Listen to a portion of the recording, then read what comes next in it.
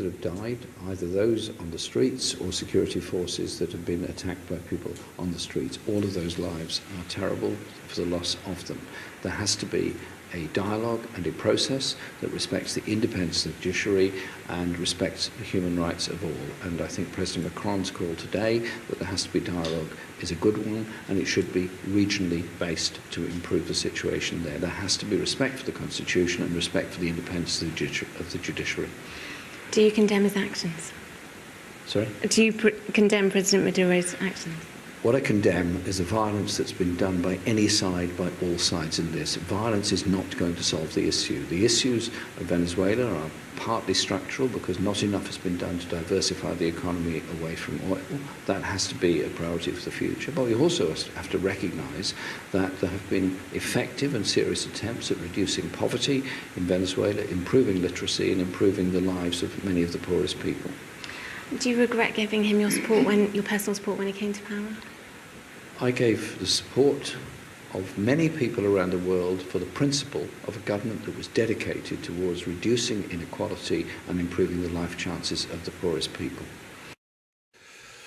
Well, let's go to our correspondent, Verdi, who's in Westminster for us. He condemns violence. Of course, he would, but he doesn't go as far as many people think he should in condemning the cause for that violence in Venezuela.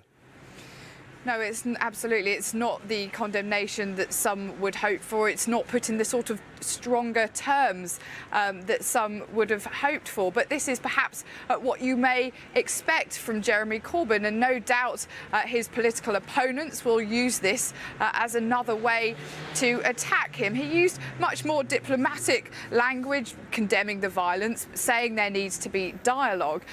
But he has previously praised President Maduro's regime and that of his predecessor, Hugo Chavez. He pointed to the improvements for healthcare and for education that have been made under these governments for the working classes. But of course now Venezuela is in crisis. That has all very much collapsed. There is soaring inflation. There have been weeks of anti-government protests and dozens of people have died. So now there have been these mounting calls for Jeremy Corbyn to say what he really thinks on the issue. He's been on holiday, so has been silent up until now. So it was building towards this moment where he was asked to condemn the regime. And what we saw from him was, well, a sort of, I suppose, lukewarm words, really, in condemning the violence, which he always has done, but still pointing towards what he sees as some improvements that he sees a socialist government has made in Venezuela. Yeah, he's been on holiday. Lots of people are on holiday at the moment.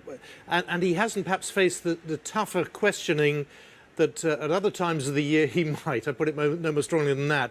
So does he feel that will now have sorted this issue out, or is it something that certainly others in the Labour shadow cabinet are going to say, look, we need perhaps to be more specific when we address this issue? Well, it undoubtedly probably hasn't completely sorted it out. These things have a way of rumbling on, and that will, of course, depend on how much Venezuela remains in the headlines. Of course, the Labour backbencher, Frank Field, among others, was one of those who was calling for Jeremy Corbyn to give his view on Venezuela, calling for him to condemn it, and pointing out that it was really as much about how the way the public will see Jeremy Corbyn as much as about what his actual stance on it is. So now, no doubt, his sort of lukewarm condemnation today will upset some members of the party who will feel that he just hasn't gone far enough. And of course we saw these sort of issues for Jeremy Corbyn during the election campaign, when some people criticised him as an apologist for terror organisations, for example, and that sort of really stuck with him, and he was called again and again to condemn groups like the IRA, who he had previously had some dialogue with. So we're sort of seeing Jeremy Corbyn back in that